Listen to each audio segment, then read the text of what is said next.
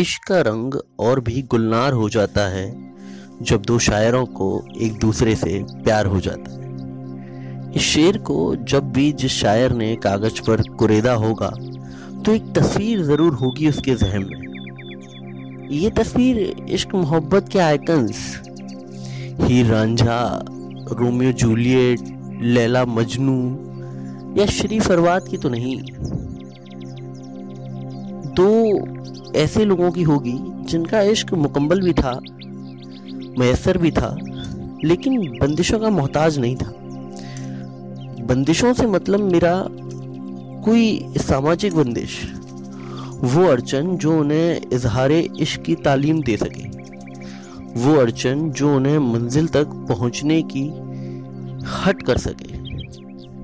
मैं गौरव गुप्ता आज साहित्य की इस पेशकश में इश्क की किसी ऐसी तस्वीर से आपको रूबरू कराऊंगा। तो चलते हैं साहित्य के इस नए सफर की तरफ। साहित्य, कुछ किस्से, कुछ कहानी, सारा सच मेरी जुबानी।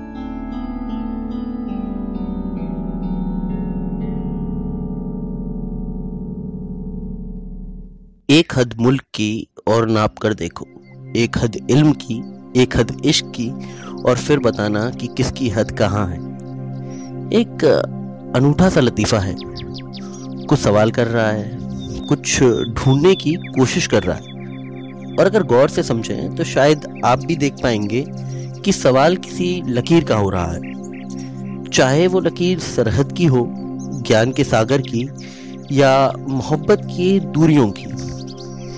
इस कहानी के कई अंशों में हम कई किरदारों से मुलाकात करेंगे, लेकिन कहते हैं हर कहानी में नायक भी एक होता है और नायिका भी।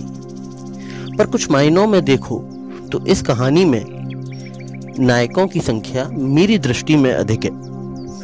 आप चाहें तो इस नायकों की संख्या के अनुरूप इस कहानी को एक प्रेम त्रिकोण, लव ट्रायंगल का नाम भी दे सकते हैं। खैर, कहानी की नायिका 1919 अंग्रेज शासित भारत के मंडी बहाउद्दीन पंजाब में सिख परिवार में जन्म होती है एक लड़की का, जिसका नाम रखा जाता है अमृत कौर, जो आगे चलकर अपने पिता से प्रेरित होकर एक सफल लेखिका बनती है।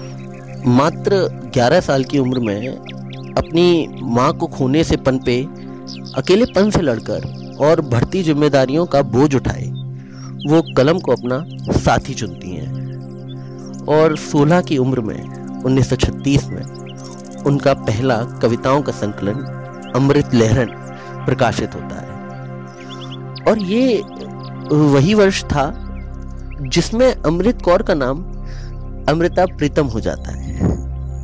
उनकी शादी, उनका विवाह सिख रस्मों रिवाज से प्रीतम सिंह से होता है।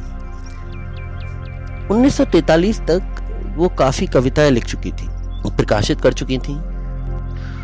रोमांटिक राइटर के रूप में उभरी, प्रेमी भाषा पढ़ने के रंग में जाने वाली लेखिका अमृता 1944 में बंगाल में आए अकाल के ऊपर लिखती हैं। 30 लाख से भी ज्यादा मौतों के ऊपर लिखती हैं, भूख से तड़पती अवाम के ऊपर लिखती हैं, उनके दुख को लिखती हैं।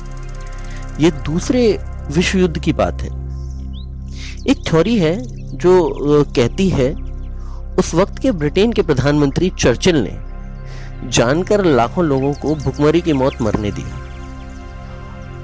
कहते हैं उस वक्त चावल का आयात बर्मा से होता था, और आपको याद होगा जापान ने बर्मा पर कब्जा कर लिया था, और जापान की तरफ से आक्रमण का डर भी था चर्चिल को। आक्रमण का डर जो था वो उन्हें बंगाल में चावल की जमाखोरी तक ले गया, और उन्होंने अपने युद्ध में लगे सैनिकों और अन्य लोगों के लिए चावल की जमाखोरी करी, और लाखों लोगों, 30 से भी अधिक लाखों लोगों को भुखमरी की मौत मरने दिया। इस पर अमृता ने विरोध लिख प्रोग्रेसिव राइटर्स मूवमेंट में अपने हस्ताक्षर कर लोकपीड नाम से एक किताब प्रकाशित की। इसी सब के चलते अब यहां से कहानी का थोड़ा सा उन्वान शुरू होता है। इसी सब के चलते अमृता की मुलाकात होती है अपनी खुशियों से, ऐसा कहा जाता है।